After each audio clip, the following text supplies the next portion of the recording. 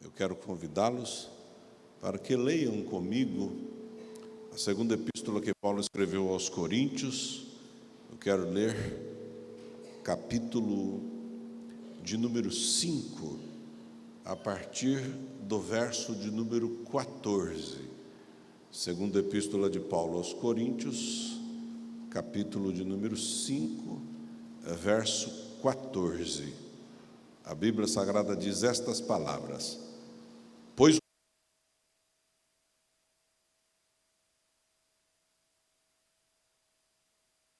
todos, logo todos morreram. E ele morreu por todos, para os que vivem, não vivam mais para si, mas para aquele que por eles morreu e ressurgiu. Assim que daqui por diante a ninguém conhecemos segundo a carne, ainda que tenhamos conhecido a Cristo segundo a carne, contudo agora já não o conhecemos deste modo. Portanto, se alguém está em Cristo, nova criatura é, as coisas velhas já passaram, tudo se fez novo. E tudo isto provém de Deus, que nos reconciliou consigo mesmo por Jesus Cristo e nos deu o ministério da reconciliação. Isto é, Deus estava em Cristo reconciliando consigo o mundo, não imputando aos homens os seus pecados, e nos confiou a palavra da reconciliação. De sorte que somos embaixadores da parte de Cristo, como se Deus por nós rogasse. Rogamo-vos da parte de Cristo que vos reconcilieis com Deus. Aquele que não conheceu o pecado, ele o fez pecado por nós, para que nele fôssemos feitos justiça de Deus. Amém? A igreja pode se assentar, muito obrigado. Nós já oramos.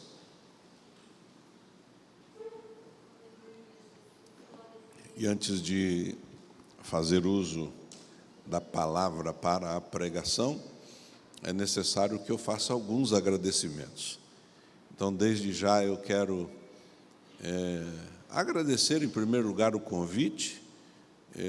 Volto a dizer, me senti e me sinto muito honrado em poder servir a esta igreja e, fazendo isto, servir ao nosso Senhor.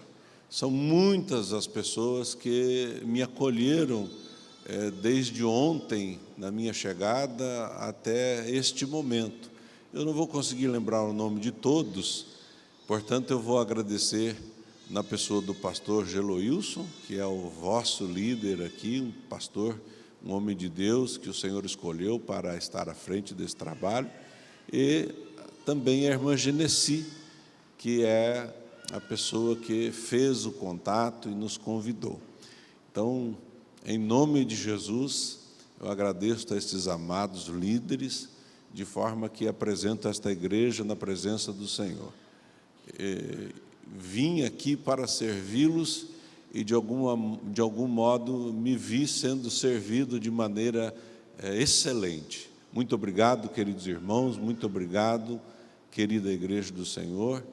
Fica a minha gratidão e o meu sentimento aperfeiçoado de amor em relação a vocês.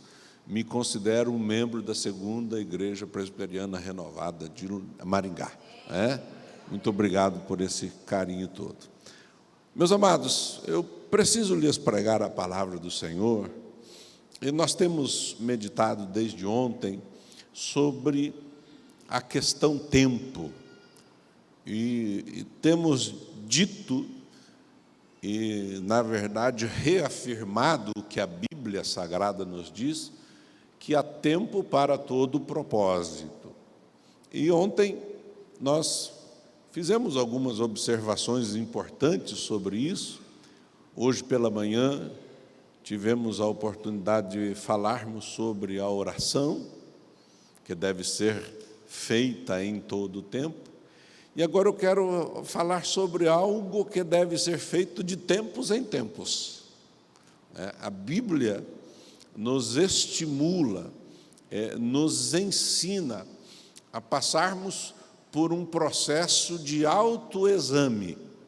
O autoexame é não meramente uma recomendação bíblica, mas é uma ordenança do Senhor, de maneira que, quando a ceia do Senhor foi instituída, o apóstolo Paulo deixa claro em suas palavras que o que ele recebeu do Senhor, isso ele revelou à igreja. E nós temos lá, na primeira epístola de Paulo aos Coríntios, no capítulo 11, as recomendações para a ceia. E entre os itens que estão estabelecidos lá, há uma recomendação muito precisa.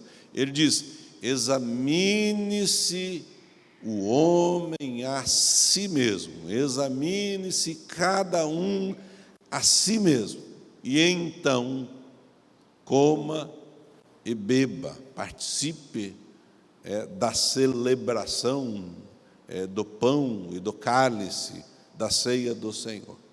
E se isso já não fosse por deveras interessante, ainda no capítulo 13 da segunda epístola de Paulo aos Coríntios, no verso de número 5, ele vai repetir esta recomendação com um acréscimo.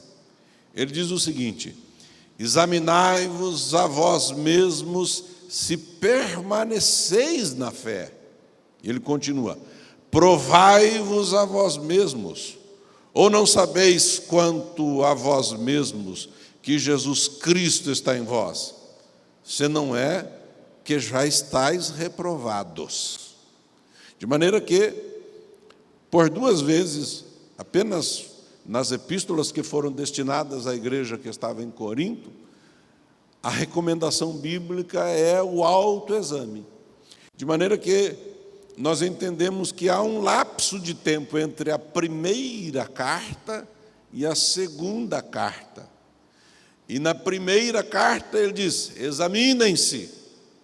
Passado o tempo pertinente à segunda escrita, ele recomenda de novo: examinem-se. De maneira que eu posso aproveitar esse lapso temporal para dizer que de tempo em tempo, ou de tempos em tempos, nós devemos, é necessário, nós precisamos fazer um autoexame. E hoje eu quero, a partir da Escritura Sagrada, da Palavra de Deus, conduzi-los à reflexão para um autoexame.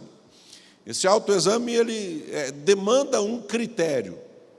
Eu não posso simplesmente fazer um autoexame a partir daquilo que eu penso, daquilo que eu acho, daquilo que eu imagino, muito menos daquilo que eu quero. Eu preciso que o meu autoexame esteja pautado pelo critério divino e, sobretudo, o critério da Palavra de Deus. Eu insisti em algo ontem, repeti hoje pela manhã e vou repetir novamente. Quando deixamos de pregar a verdade, nós estamos privando as pessoas de ouvirem a única coisa que pode salvá-las. Nós estamos privando as pessoas de que recebam em si a ferramenta do Espírito Santo pelo qual Deus trabalha nas nossas vidas, a Palavra de Deus.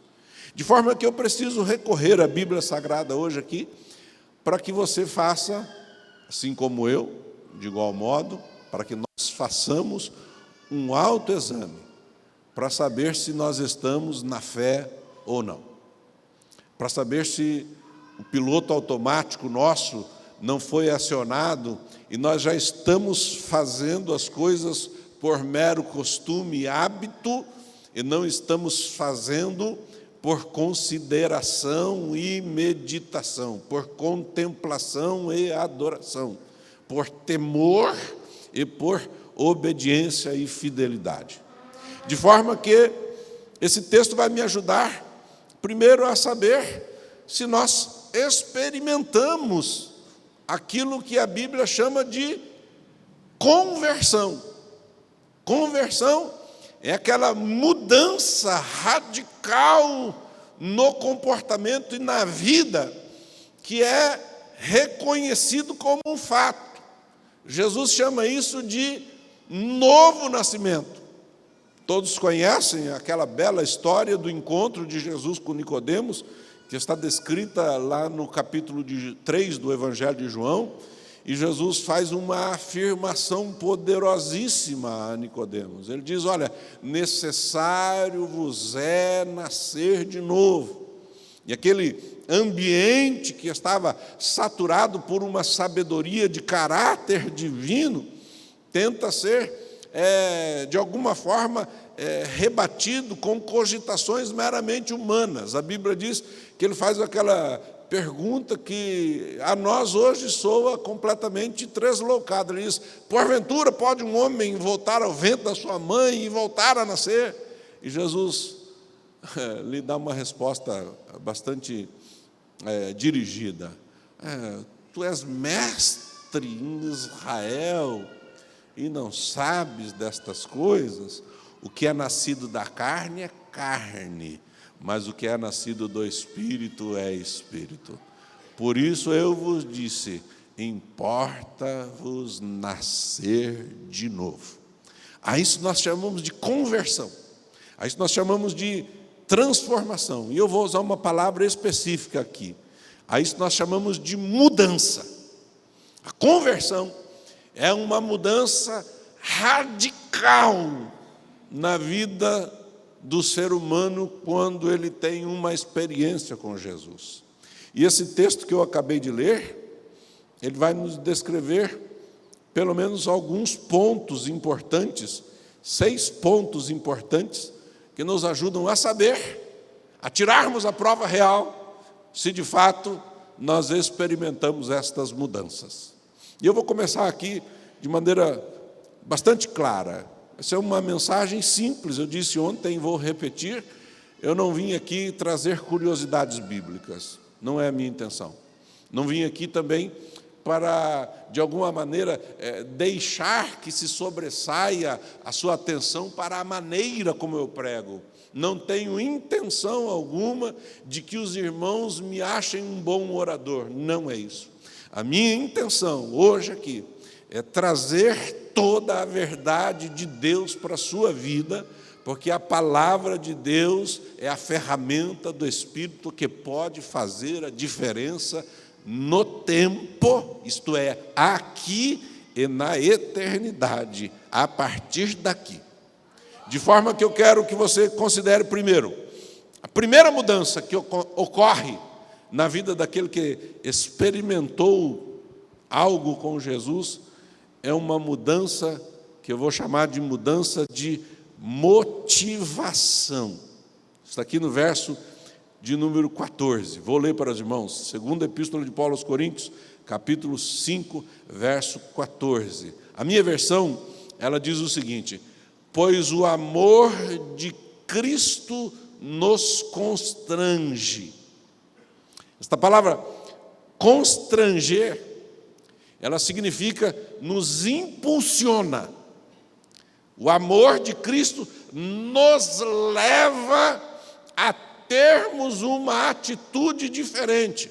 O amor de Cristo nos traz nova motivação. Nós mudamos a nossa motivação, de forma tal que nós passamos do egoísmo, do amor próprio, para o que a Bíblia está mencionando aqui, o amor de Cristo. É o amor de Cristo que nos constrange, é o amor de Cristo que nos impulsiona, é o amor de Cristo que nos motiva nesta nova experiência de vida. É preciso que nós deixemos claro alguma coisa aqui. Certamente o amor próprio, ele tem uma demanda necessária na vida das pessoas. Algumas pessoas, elas estão tão desacreditadas internamente acerca de si mesmas, que se desprezam e se menosprezam. E certamente há uma medida adequada de amor próprio para que o indivíduo se enxergue de maneira valorável. Mas a Bíblia Sagrada também diz que as nossas inclinações podem pender para a carne, e o amor próprio pode pender para o egoísmo. E a Bíblia Sagrada está dizendo que aquele que experimentou uma nova vida em Cristo passou por um processo de mudança radical.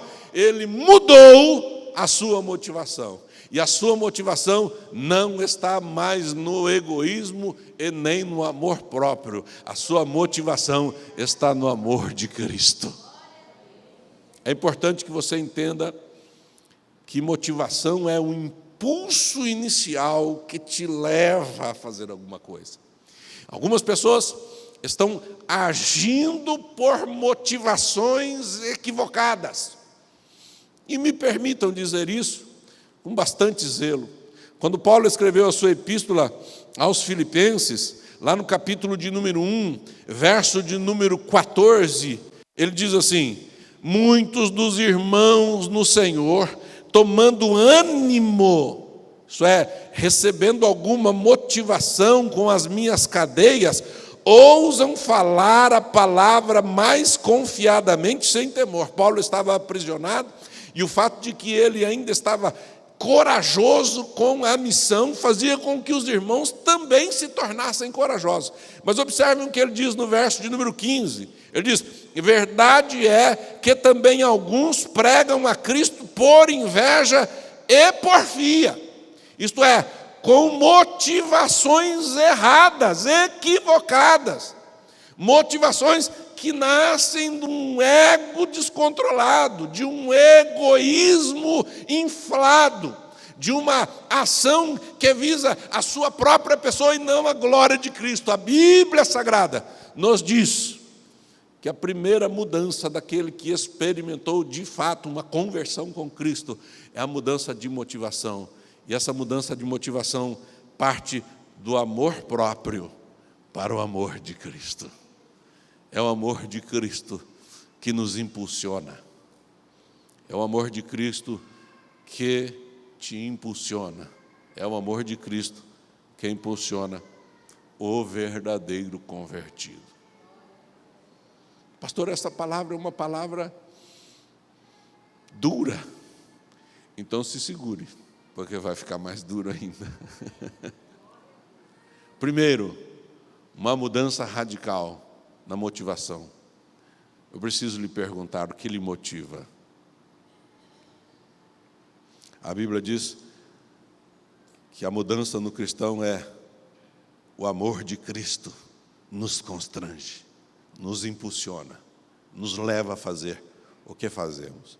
Segunda mudança, é uma mudança radical também. Eu vou dizer que é radical porque ela tem um caráter tão específico que a Bíblia Sagrada vai trazer palavras com precisão. E eu vou chamar isso aqui de mudança de objetivo. Mudança de objetivo é diferente de mudança de motivação. Algumas pessoas podem achar se tratar da mesma coisa, mas não são. A motivação é aquilo que te dá o impulso inicial para você fazer. O objetivo é o alvo que você deseja alcançar. Muitas pessoas começam com a motivação errada porque estão objetivando a coisa errada. Estão esperando o término, o fim da sua jornada com uma ambição equivocada. E a Bíblia Sagrada diz aqui, no verso 15 do texto de 2ª Epístola de Paulo aos Coríntios, no capítulo 5, o seguinte: e ele morreu por todos, para que os que vivem não vivam mais para si. Qual é a mudança? A mudança é de viver para si e passar a viver para Cristo. E agora, a palavra de Deus para nós nesta noite. E eu preciso fazer a pergunta. A pergunta é: para quem você vive? Se você experimentou a conversão, o novo nascimento, a mudança radical na sua experiência com Cristo, e a sua motivação mudou, então os objetivos da sua vida também mudaram. O objetivo não sou mais eu. Paulo disse: eu não vivo mais para mim, agora eu vivo para Cristo. E se eu vivo para Cristo, mudou tudo.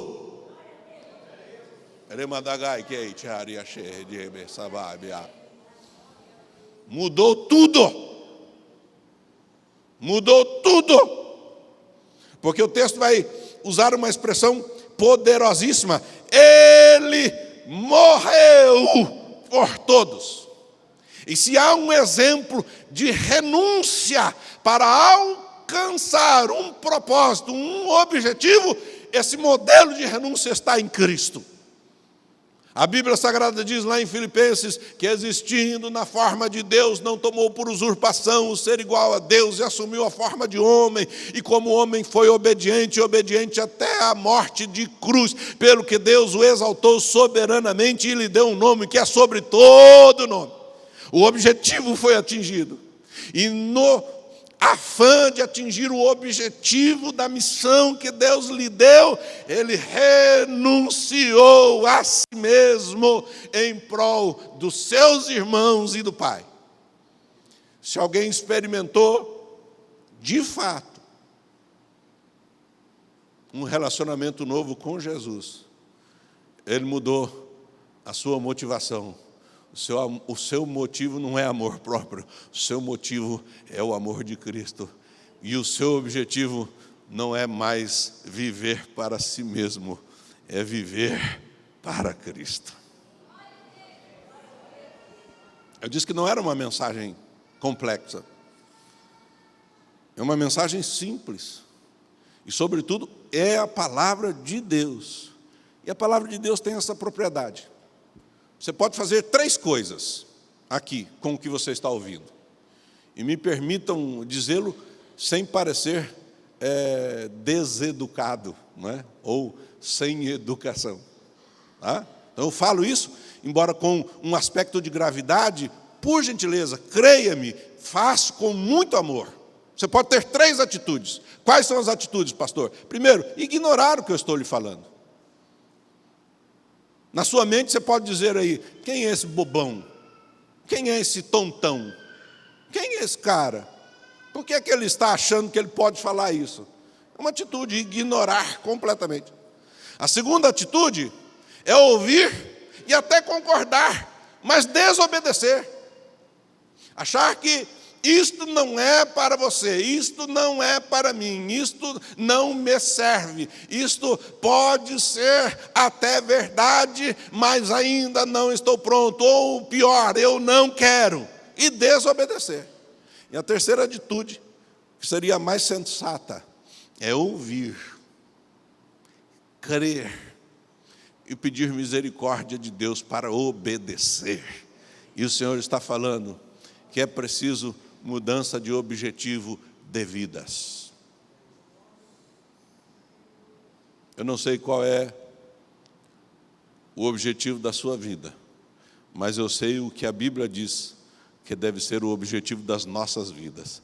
E a Bíblia diz que o objetivo das nossas vidas é não vivermos mais para nós mesmos, não viver para si, mas vivermos para Cristo. Uma mudança de objetivo. Quando você vive para Cristo, tudo que você faz muda. Então, na sua família, você vive para Cristo. No seu trabalho, você vive para Cristo. Nas suas relações, você vive para Cristo. Nos seus negócios, você vive para Cristo. No seu ministério, você vive para Cristo. Aleluia! Nas suas intenções, você vive para Cristo. Naquilo que você realiza, ainda que de alguma forma se sobressaia a honra de ser alguém que está elevado a uma posição, isto é para Cristo.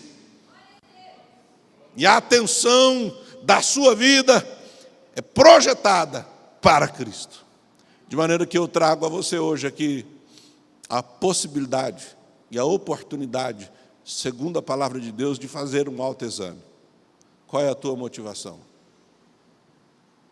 A Bíblia diz que a mudança de motivação do amor próprio para o amor de Cristo, mudança de objetivo, de viver para si mesmo, para viver para Cristo.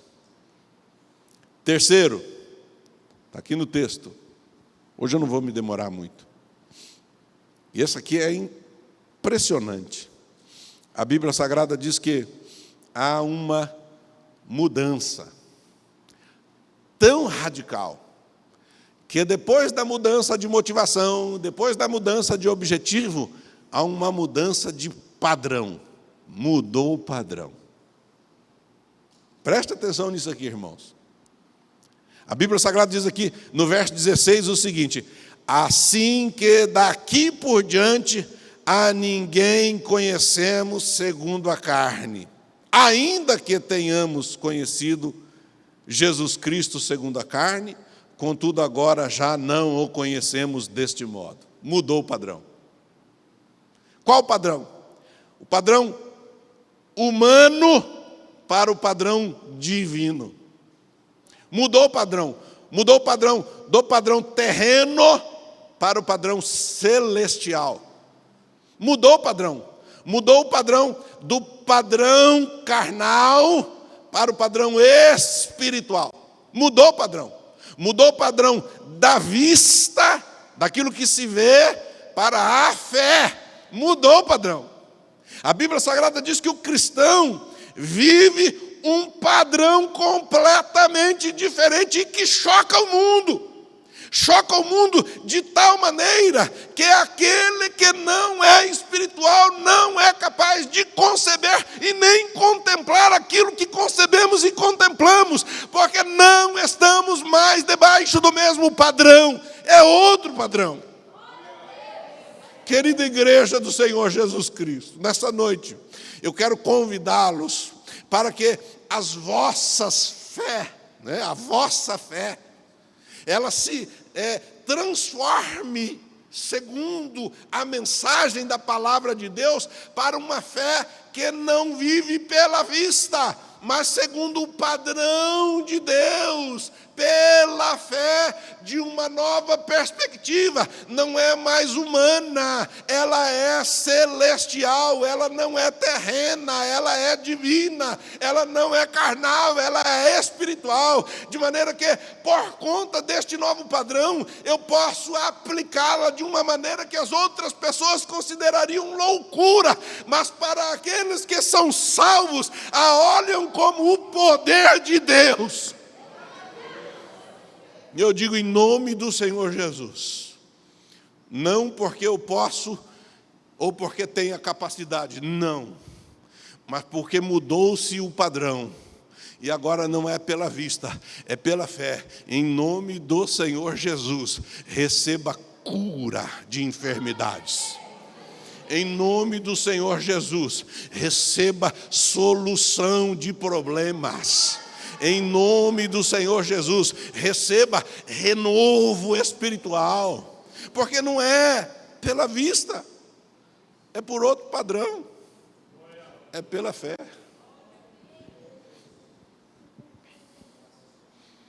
Aleluia, aleluia.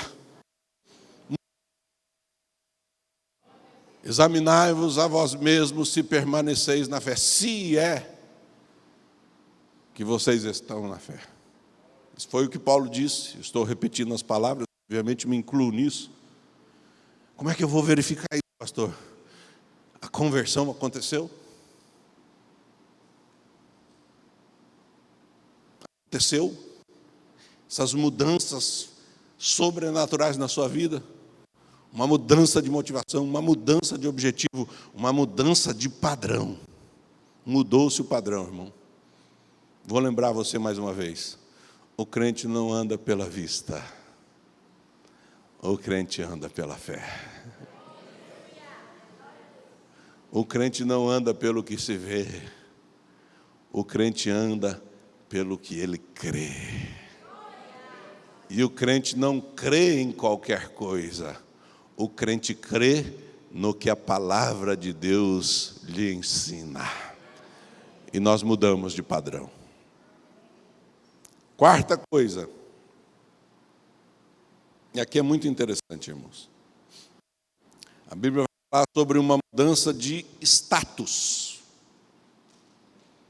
Status é uma marca que nos torna reconhecidos de alguma forma. Todos nós recebemos uma espécie de rótulo que nos identifica nos grupos sociais a que pertencemos. Gostemos ou não, eles meio que acontecem automaticamente, não é? Se você é um cristão e trabalha num meio não cristão, e você dá testemunho de Cristo, com o tempo as pessoas vão estabelecer o seu status. Se você é alguém, me permitam dizer, eu não estou apontando para ninguém, mas eu estou fazendo uma exemplificação e automaticamente não estou objetivando alguma pessoa aqui, pode ser qualquer pessoa, mas se a pessoa é um mentiroso, ele acaba alcançando o status de mentiroso. Todos nós conhecemos alguém que tem o status de mentiroso. Se você puxar na sua memória, você vai para fulano. Pode ser daqui, pode ser de outro lugar, pode ser parente, pode ser do trabalho. É meio que natural.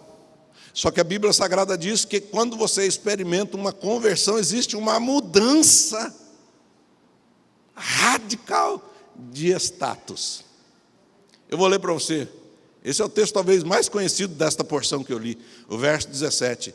Ele diz assim: portanto, se alguém está em Cristo, nova criatura é, as coisas velhas já passaram e tudo se fez novo. É um novo status, um status diferente. O velho homem para a nova criatura. E aí, irmãos, aquelas coisas belas acontecem no meio cristão. Aquelas coisas belas e inexplicáveis. Por quê? Porque há uma mudança de padrão. E essa mudança de padrão ela é tão sobrenatural que ela afeta o status do indivíduo.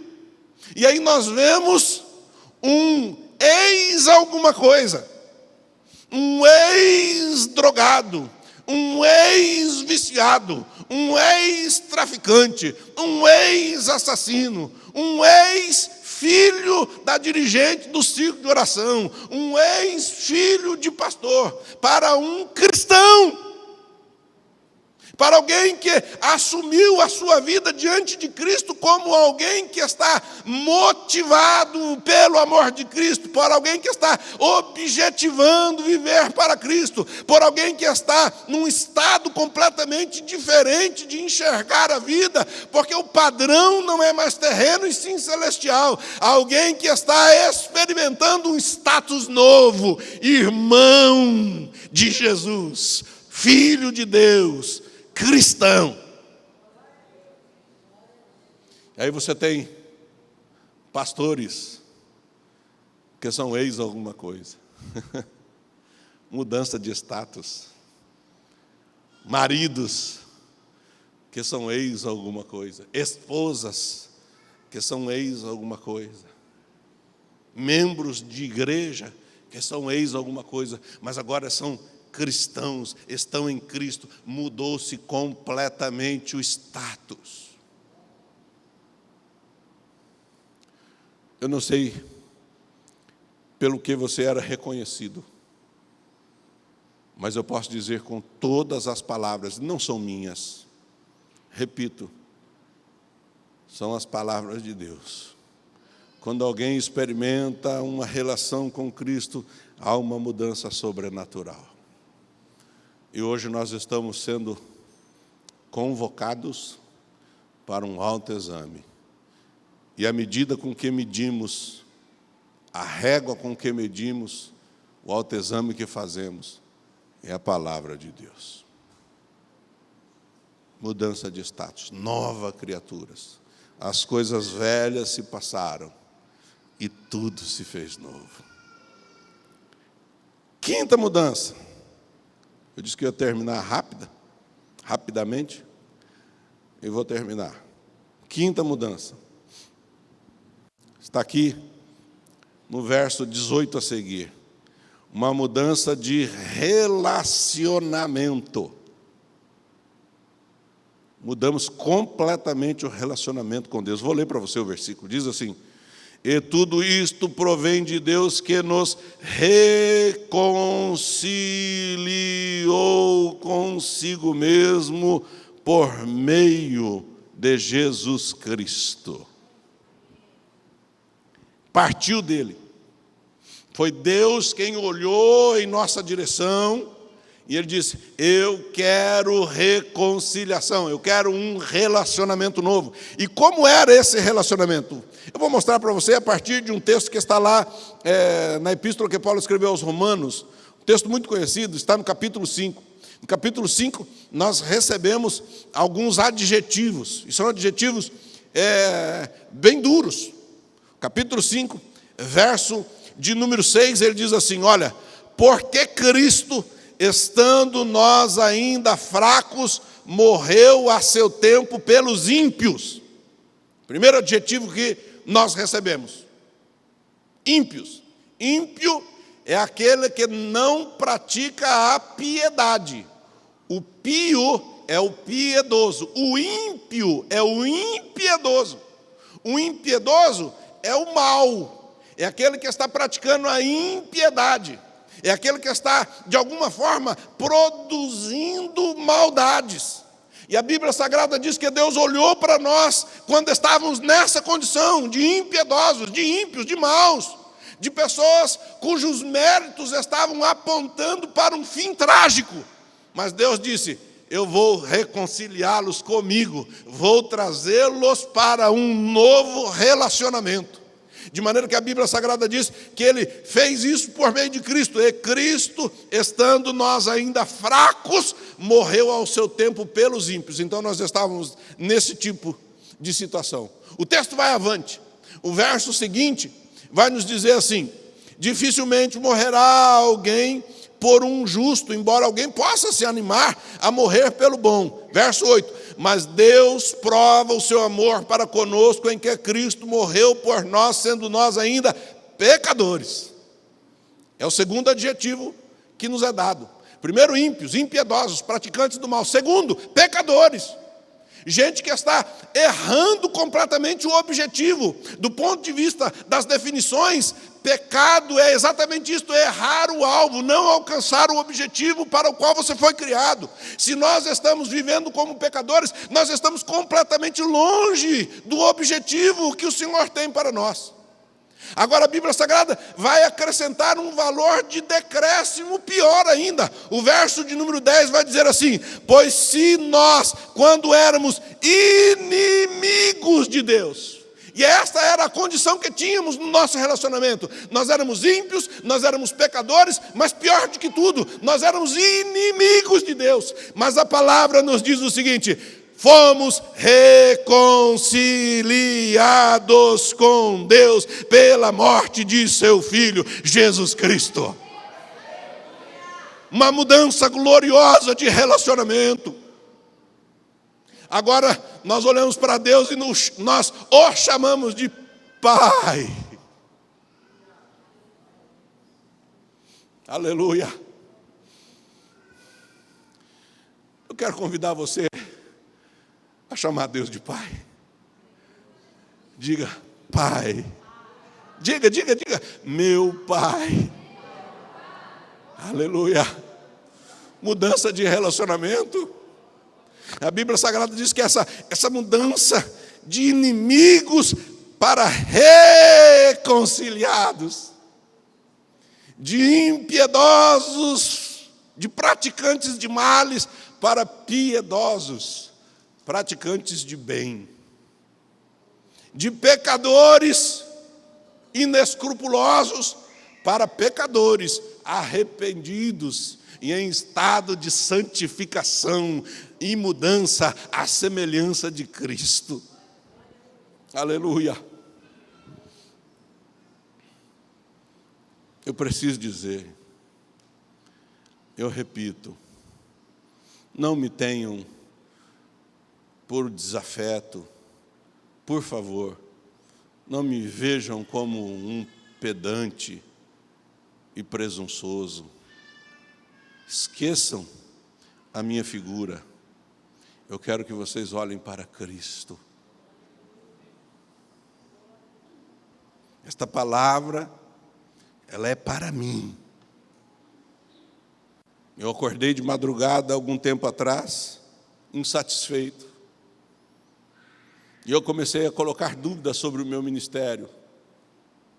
E eu disse para Deus, de madrugada, não conseguia dormir. Falei, Deus, o que é que está errado, Senhor? E eu dobrei os meus joelhos. E eu falei, Deus, o que está errado, Senhor?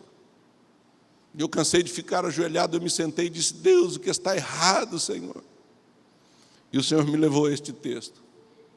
Quando o Senhor me levou a este texto,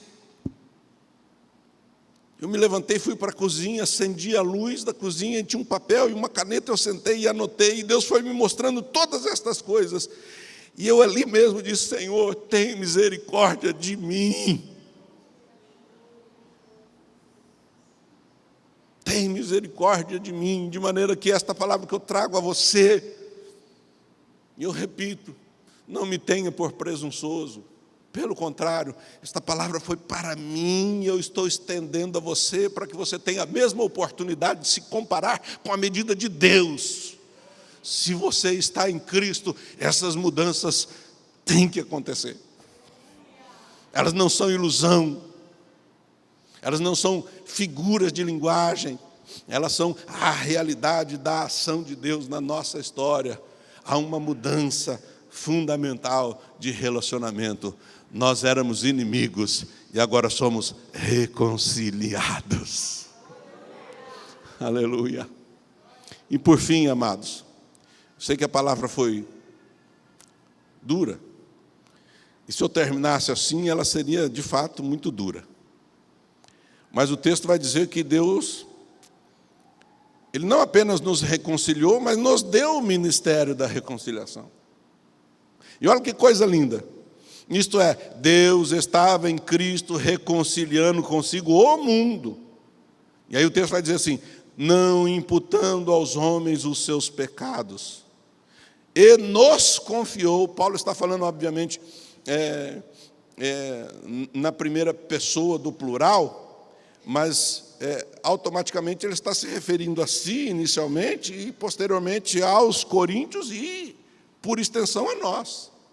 E ele diz, e nos confiou a palavra da reconciliação, de sorte que agora nós somos embaixadores da parte de Cristo, como se Deus por nós rogássemos. E aí Paulo faz uma exortação que se estende a nós, rogamo-vos da parte de Cristo que vos reconcilieis com Deus. Como? Se terminasse aqui, nós ficaríamos sem a resposta. Muito embora ela está, de alguma forma, subentendida, mas o verso 21 vai nos dizer que existe uma mudança de estado. Lá no verso 17, nós tínhamos uma mudança de status. Status é o rótulo, é a forma como nós somos reconhecidos. Agora, a mudança de estado é da condição que alguém está para uma outra condição completamente diferente.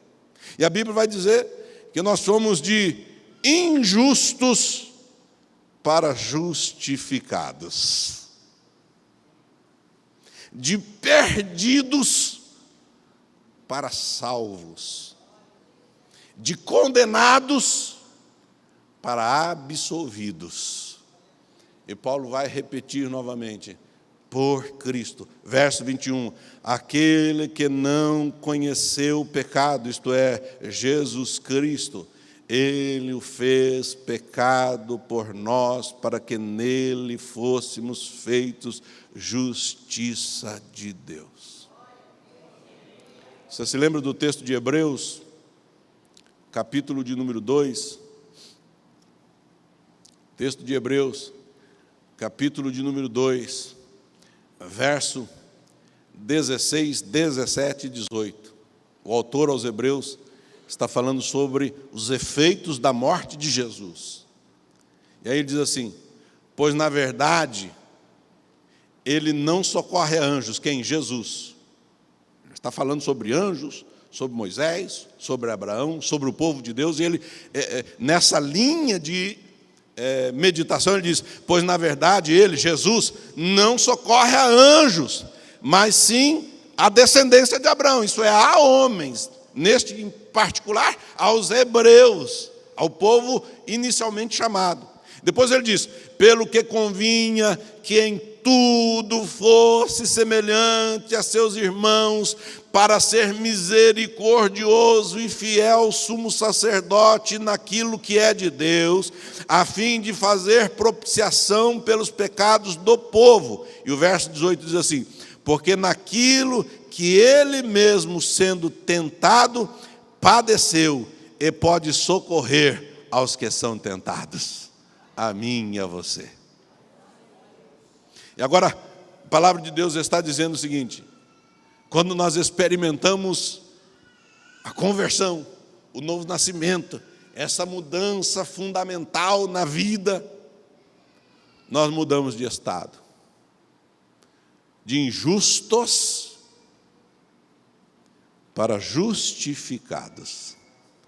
Ser justificado é Deus mesmo, por ação própria, nos tornou justos pelos méritos de Cristo, e por Cristo fomos justificados. E agora a Bíblia Sagrada nos traz a palavra mais impressionante: e Ele é poderoso para se compadecer de nós. E preste atenção no que eu vou lhe dizer, porque Deus sabe o que é ser você.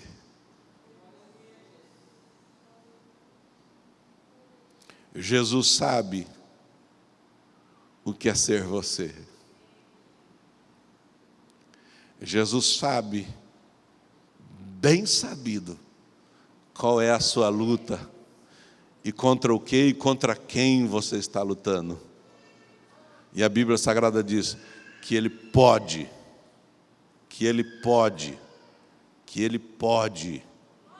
eu vou repetir, que Ele pode se compadecer de nós e dos nossos pecados. Então eu quero te convidar a estar em pé, porque eu quero orar por você agora.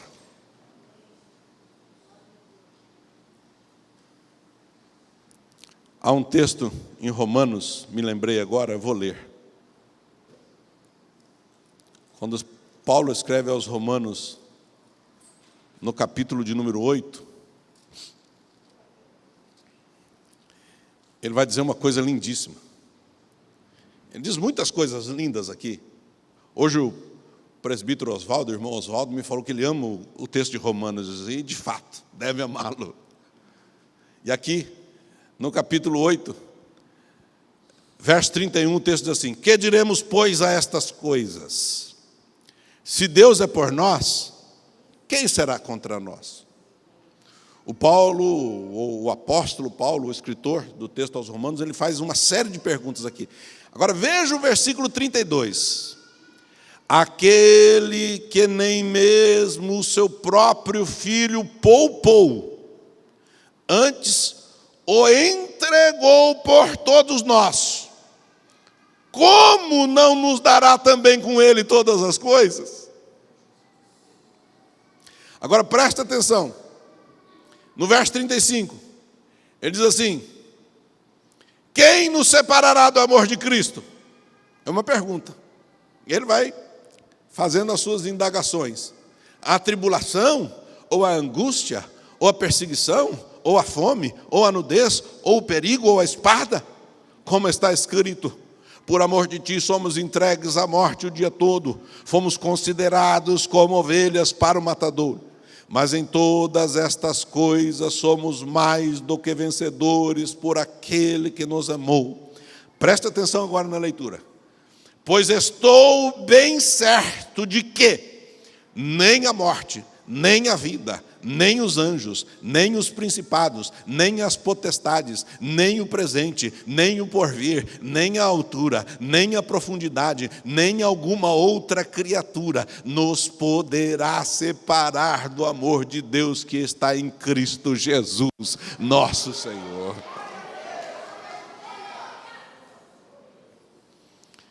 Ele pode se compadecer de você. E a minha última palavra antes de orar é esta: Jesus sabe o que é ser você. Jesus sabe, Deus sabe o que é ser você.